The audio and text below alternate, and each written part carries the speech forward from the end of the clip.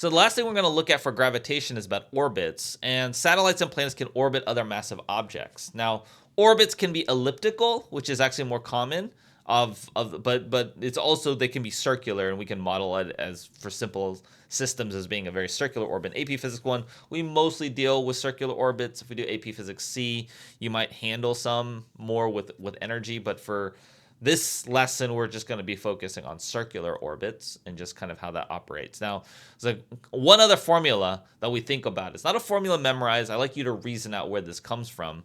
So one thing is we call the period. The period is how long it takes to complete one orbit. So the period of the Earth going around the sun, assuming it was circular, not quite circular, but if this is the sun, this is the Earth, the period is equal to 365 days. Right, 1 year, because it takes 1 year to go around once. Now, we want to relate it to speed, because very often we know the radius of speed, especially with things like centripetal acceleration and things like that. So if you know the radial path here of the circle, and you know speed is distance over time, you know that the distance, if assuming it's a circular orbit, the distance is about the circumference of a circle, and the time it would take is the period. Period, we usually use the letter T to indicate for period. So you know that the speed is going to be we're going to have this relationship here. You can rearrange and solve for the period, and you get the 2 pi r over v, which is where this kind of comes from here, multiplied by t divided by the velocity. But really, it just comes down to the speed is simply distance over time. Circumference of the circle, that's the distance it travels, and the time it takes is the period.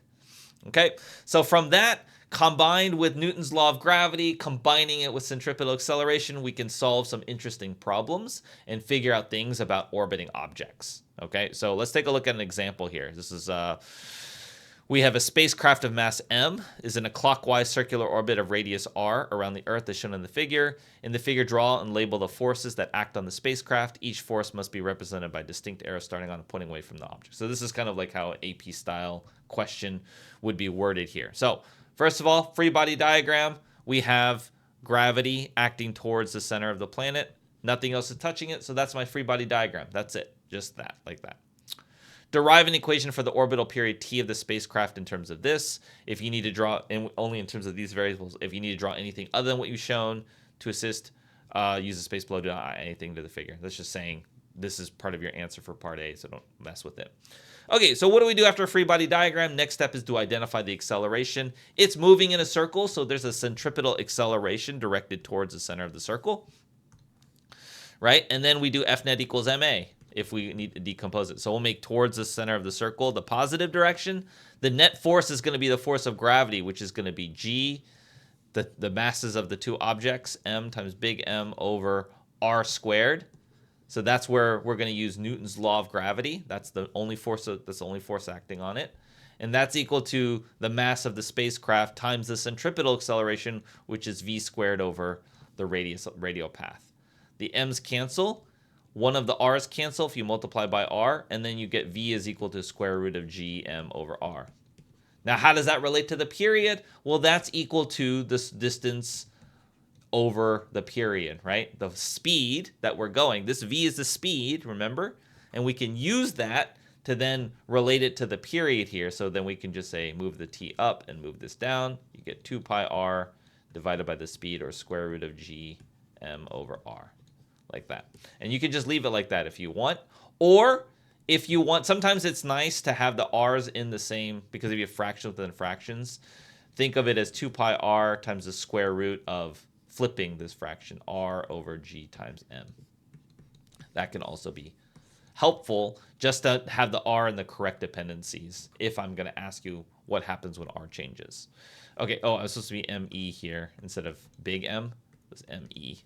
So I'm supposed to do that instead. Okay. Derive an equation. A second spacecraft mass 2m is placed in circular orbit in the same radius. Is the orbital period greater than, less than, or equal to? Well, let's look at our formula. How does the 2m factor? Well, the m canceled out. So m is not in our answer. So it's going to be equal to, because m is not part of the equation. Part of the period equation. Which is nice. That means the whole spacecraft I mean, that means like anything you put in orbit, as long as it's the right distance, will have the same orbital period, regardless of how heavy or massive the object is, which is nice to have. The first spacecraft is moved into a new circular orbit, so now has a greater than r. Is the speed of the spacecraft? Well, we derived the speed. The speed equation we got was over here, square root of g me over r. This is from our derivation. And so we've increased r. So if r goes up, then that means it's on the denominator. G doesn't change. Mass of the Earth doesn't change. So the velocity has to go down because the denominator is larger. Be less than because, let's see, the velocity is inversely proportional. This is one way to say it, to square root of r. Or you can just say r is on the denominator, so a greater r means the v decreases. Either way, doesn't really matter. Those are both perfectly acceptable ways to answer something like that.